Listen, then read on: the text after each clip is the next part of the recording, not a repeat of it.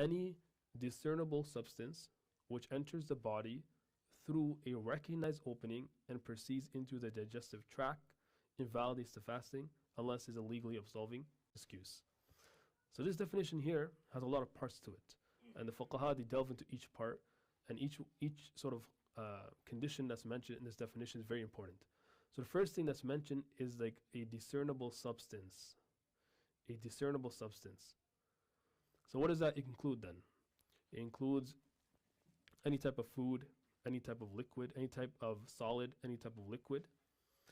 It may also include gases as well, if it has a perceptible body. That's what it means by discernible. Not only that, it has to enter the body through a recognized opening. What does it mean by recognized opening? Meaning the Sharia considers it to be a opening which would then, break the fast. So not every opening in the body is legally considered. The Sharia doesn't consider every opening in the body to break the fast.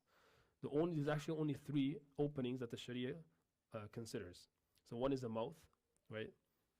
The mouth is considered to be one of those openings.